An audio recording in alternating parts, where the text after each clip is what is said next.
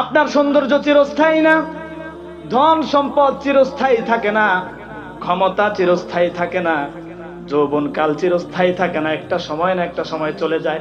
গলার কণ্ঠটা চিরস্থায়ী না, সৌন্দর্য চিরস্থায়ী না, দেহের শক্তি চিরস্থায়ী না, সব শেষ হয়ে যায়।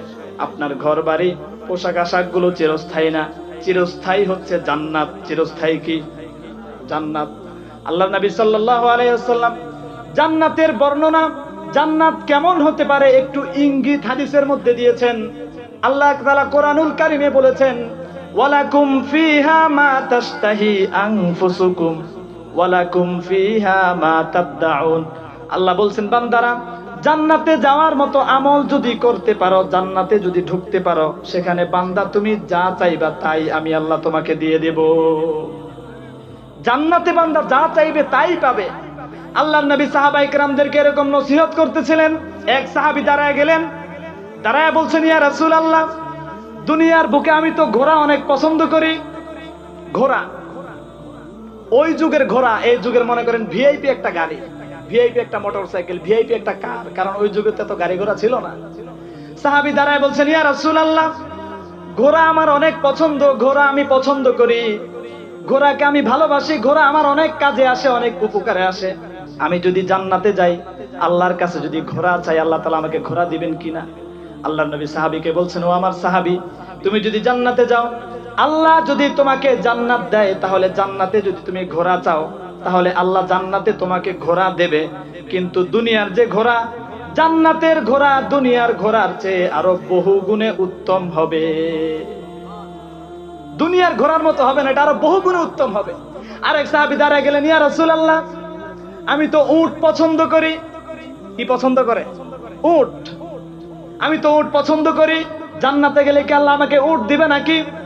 আল্লাহর নবী আগের সাহাবীকে যে উত্তর দিয়েছেন, পরের সাহাবীকে একই উত্তর না দিয়ে আল্লাহ নবী বলছেন, ও আমার সাহাবী, জান্নাতে তুমি যা চাইবা তাই পাবা। আরেক হাদিসের মধ্যে আল্লাহর নবী জান্নাতের বর্ণনা দিতে গিয়ে বলেছেন, ফিল জান্নাতি মা লা আইনুন রাআত ওয়ালা উযুনুন সামিআত ওয়ালা খাতারা আলা কলবি বাশার। হাদিসটা গভীর মনোযোগ দিয়ে শুনেন। আল্লাহর নবী বলছেন, ফিল জান্নাতি মা লা আইনুন রাআত, জান্নাত এমন, জান্নাতের নাজ নেয়ামত, জান্নাতের উপকরণ এমন যেটা পৃথিবীর কোন চোখ কোনোদিন দেখে নাই। সুবহানাল্লাহ। পৃথিবীর কোন চোখ কোনোদিন দেখে নাই। বর্তমান পৃথিবীতে 800 কোটি মানুষ, 800 কোটি মানুষের কয় কোটি চোখ? অঙ্কতে কাঁচা নাকি? হ্যাঁ, 16 কোটি। 800 কোটিতে 1600 কোটি। হ্যাঁ, তাহলে এই যে এত কোটি চোখ, আল্লাহর নবী হাদিসের মধ্যে বলছেন, এই যে যত চোখ আছে, জান্নাতের যে সৌন্দর্য, দুনিয়ার কোন চোখ এই সৌন্দর্য দেখে নাই। সুবহানাল্লাহ। এরপরে আল্লাহ নবী বলছেন, ওয়ালা উযুনুন সামিআত, জান্নাতের নেয়ামতের যে বর্ণনা, যে সৌন্দর্য, যে সাউন্ড, যে আওয়াজ, যে কথা, জান্নাতের নেয়ামতরা, যে জান্নাতের কথা কোনো মানুষ কোনোদিন কানে শুনে নাই। এত এত চমৎকার জান্নাত। আল্লাহর নবী যদি কথাটা এখানে শেষ করতেন, আমরা বুঝতাম জান্নাতের নাজ নেয়ামত, দুনিয়ার মানুষের সৌন্দর্য যেখানে দেখা শেষ, জান্নাতের সৌন্দর্য সেখান থেকে শুরু। দুনিয়ার মানুষ কত সুন্দরী নারী দেখেছো তুমি? ও দুনিয়ার মানুষ, ও যুবক ভাই, কত সুন্দর বাড়ি তুমি দেখেছো, কত সুন্দর গাড়ি তুমি দেখেছো, কত সুন্দরী নারী, কত সুন্দর চেহারার মানুষ তুমি দেখেছো। দুনিয়ার সৌন্দর্য যেখানে শেষ, আল্লাহর নবী বলছেন জান্নাতের সৌন্দর্য সেখান থেকে শুরু। এই পর্যন্ত হাদিস শেষ না। এরপরে আল্লাহর নবী যে কথাটা বলেছেন, ভালো করে খেয়াল করে শুনেন। আল্লাহর নবী বলছেন, ওয়ালা খতরা আলা কলবি বাশার, জান্নাত এমন, জান্নাতের নাজ নেয়ামত এমন, পৃথিবীর কোন মানুষ অন্তর দিয়ে সেটা কোনোদিন কল্পনাও করতে পারে না। সুবহানাল্লাহ। পৃথিবীর কোন মানুষ কল্পনাও করতে পারে না। মানুষ কল্পনা করতে পারে না এমন কি আছে? আল্লাহ নবীর কথার গভীরতা বুঝেন। মানুষ কল্পনা করতে পারে না এমন কি আছে? একটা মানুষ ভিক্ষা করে খায়, ও একদিন ভিক্ষা না করলে ওর খাবার জুটবে না, ওর চুলে আগুন জ্বলবে না। এই ভিক্ষুক মানুষটাও রাত্রে বেলায় সালার চটের মধ্যে শুয়ে সে কল্পনা করতে পারে আমি এই পৃথিবীর বাদশা। কল্পনা করা যায় কি যায় না? একটা মানুষ ও বছরে একবার গরুর মাংস কিনে খেতে পারে না, রাত্রেবেলা বিছানায় শুয়ে কল্পনা করে আমি একটা গরুর খামার দিয়েছি, আমার খামারের মধ্যে লক্ষ লক্ষ গরু আছে, হাজার হাজার কর্মচারী আছে। কল্পনা করা যায় কি যায় না? যায়। মানুষ কল্পনা করতে পারে। আল্লাহর নবী বলছেন, জান্নাত এমন, মানুষের কল্পনা যেখানে শেষ, জান্নাতের সৌন্দর্য সেখান থেকে শুরু। সুবহানাল্লাহ। এই জান্নাত আমাদের জন্য। এই জান্নাত আপনি রেখে দুনিয়ার পিছনে ছোটেন, আফসোস, দুঃখজনক, লজ্জার বিষয়। এজন্য আমাদের উচিত হচ্ছে দুনিয়ার পিছনে না ছুটে জান্নাতের পিছনে ছোটা। দুনিয়ার পিছনে আমরা ছুটবো না, বিষয়টা এরকম না। মুমিন মুসলমানের দৃষ্টান্ত হচ্ছে নৌকার মতো, জাহাজের মতো। আমার কথা যদি বুঝে থাকেন আওয়াজ করে উত্তর দিবেন। মুমিন মুসলমানের দৃষ্টান্ত কিসের মতো? নৌকার মতো। কিসের মতো? নৌকার মতো, জাহাজের মতো। নৌকা যখন নদীর মধ্যে চলে, জাহাজ যখন সমুদ্রের মধ্যে চলে, জাহাজটা পানির মধ্যে দিয়ে চলে নাকি হাওয়ার উপরে চলে? পানির মধ্যে দিয়ে চলে। পানির মধ্যে দিয়ে চলে, কিন্তু জাহাজের ভিতরে পানি ঢুকে নাকি? ঢুকে না। নৌকার মধ্যে পানি ঢুকে নাকি? ঢুকে না। যদিও ঢুকে, কোন রকম যদিও পানি অল্প একটু ঢুকে যায়, পানি রাখে না, ফেলে দেয়? ফেলে দেয় না? নৌকার মধ্যে পানি ঢুকছে, কি করে? রাখে না, ফালায়া দেয়? ফালায়া দেয়। মুমিন মুসলমানের দৃষ্টান্ত হচ্ছে নৌকার মতো, জাহাজের মতো। বান্দা দুনিয়ার উপরে চলাফেরা করবে, দুনিয়া নিয়েই চলাফেরা করবে, দুনিয়াতে উপার্জন করবে, সংসার থাকবে, ঘর বাড়ি থাকবে, প্রতিষ্ঠান থাকবে, ব্যবসা বাণিজ্য থাকবে, বান্দার সব থাকবে। দুনিয়ার মধ্যেই বান্দা চলাফেরা করবে, কিন্তু দুনিয়াটাকে তার অন্তরের মধ্যে ঢুকতে দিবে না। এটা হচ্ছে মুমিনের বৈশিষ্ট্য, মুমিনের দৃষ্টান্ত। মুমিন হবে সে নৌকার মতো, জাহাজের মতো। নৌকার মধ্যে যদিও পানি ঢুকে, সেটা পালায়া দেয়। মুমিনের মধ্যে, মুসলমানের মধ্যে দুনিয়ার মহব্বত ঢুকতে পারে, স্বাভাবিক। ঢুকার পরে মহব্বত অন্তরে জমায়া রাখবে না, মহব্বতটাকে বাড়ায়া সারায়া তুলবে না, মহব্বতটাকে সে বের করে দিবে। সে আখিরাতের মহব্বত ঢুকায়া রাখবে। যতটুকু প্রয়োজন, নৌকায় যতটুকু পানি প্রয়োজন ততটুকু নেয়, জাহাজে যতটুকু পানি প্রয়োজন ততটুকুই নেয়, বেশি নেয় না। বেশি নিলে ওই জাহাজ গন্তব্যে যেতে পারে না।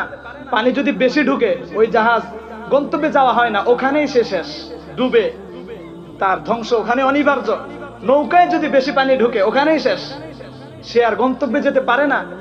মুমিন মুসলমানের মধ্যে যদি দুনিয়ার মহব্বত বেশি পরিমাণে ঢুকে, সে এখানেই শেষ, তার আসল গন্তব্য সে জান্নাতে কোনোদিন যেতে পারবে না। এজন্য দুনিয়ার মহব্বত ঢুকতে পারে, আসতে পারে, সন্তান সন্ততির মহব্বত থাকবে, আসতে পারে, কিন্তু এটাকে আখিরাতের মহব্বতের উপরে প্রাধান্য দেওয়া যাবে না। দুনিয়ার মহব্বত আমাদের অন্তরে জায়গা দেওয়া যাবে না। দুনিয়ার মহব্বত থাকলে কি ক্ষতি? কোরআনুল কারীমের মধ্যে আল্লাহ তাআলা বলছেন, কোরআনুল কারীমের 42 নম্বর সূরা, সূরাতুশ শূরা এর 20 নম্বর আয়াতের মধ্যে আল্লাহ তাআলা বলছেন, মান কানা ইউরিদু হারসাল আখিরাতি নাজিদ লাহু ফি হারসি ওয়া মান কানা ইউরিদু হারসাদ দুনিয়া নু'তিহি মিনহা ওয়া মা লাহু ফিল আখিরাতি মিন নাসিব। আল্লাহ তাআলা বলছেন, মান কানা ইউরিদু হারসাল আখিরা, যে ব্যক্তি আখিরাতের ফসল চায়, আখিরাতের কল্যাণ চায়, আখিরাতের সফলতা চায়, আখিরাতে জান্নাত কামনা করে, আখিরাতের সফলতা চেয়ে এই অনুযায়ী দুনিয়ার বুকে চলে, নাজিদ লাহু ফি হারসি, আমি আল্লাহ তাআলা তার জন্য আখিরাতে তার ফসল বাড়ায়া দেই। সুবহানাল্লাহ। যে ব্যক্তি আখিরাতের ফসল চায়, আখিরাত কামনা করে, আখিরাতের কল্যাণের জন্য দুনিয়ার বুকে কাজ করে, আল্লাহ তার আখিরাত বাড়ায়া দেন, যা পাবে এটা অনেক গুণে বাড়ায়া দেন। এরপরে আল্লাহ তাআলা বলছেন, ওয়া মান কানা ইউরিদু হারসাদ দুনিয়া, যে ব্যক্তি দুনিয়া চায়, দুনিয়ার সফলতা চায়, আখিরাত চায় না, আখিরাতের পরোয়া করে না, দিন আল্লাহর ইসলাম মোটেও মানে না, হালাল হারামের পরোয়া করে না, এই ব্যক্তি মান কানা ইউরিদু হারসাদ দুনিয়া, যে দুনিয়া চায়, নুতিহি মিনহা, আল্লাহ তাআলা তাকে দুনিয়া থেকে দেন। কতটুকু দেন? তার তাকদিরে যতটুকু আছে ততটুকু। আখিরাতের পিছনে একটুও ছোটে নাই, নামাজ রোজা হালাল হারাম পর্দা কিছু মানে নাই, শুধু দুনিয়া দুনিয়া দুনিয়া। সে তার তাকদিরে যতটুকু আছে এর চেয়ে বেশি পাবে নাকি? পাবে? পাবে না। আখিরাত বাদ দিয়ে কোনো বান্দা যদি শুধুমাত্র দুনিয়ার পেছনে ছোটে, নুতিহি মিনহা, আল্লাহ তাকে দুনিয়া থেকে দিবেন। কতটুকু দিবেন? যার তাকদিরে যতটুকু আছে ততটুকু। ওয়া মা লাহু ফিল আখিরাতি মিন নাসিব, কিন্তু ওই বান্দার আখিরাতে কোনো কিছু থাকবে না। নাউজুবিল্লাহ। ওই বান্দা আখেরাতে কিছু পাবে না, ধ্বংস হয়ে যাবে। কেন? কারণ সে শুধু দুনিয়া চেয়েছিল, আখেরাত চায় না। এই দুনিয়ার মহব্বত অন্তরে জায়গা দিলে আখেরাত হারাবেন। এজন্য দুনিয়ার মহব্বত অন্তর থেকে দূর করার দরকার আছে না নাই? আরো আওয়াজ দিয়ে বলতে হবে, আছে না নাই? আপনারা কি আমার কথা বুঝেন কিনা? কথা বুঝেন আপনারা? বুঝলে একটু আওয়াজ দেবেন। দুনিয়ার মহব্বত অন্তর থেকে দূর করার দরকার আছে, অনেক প্রয়োজন। কারণ এটাই সমস্ত পাপের মূল, এখান থেকে সমস্ত পাপের উৎপত্তি হয়।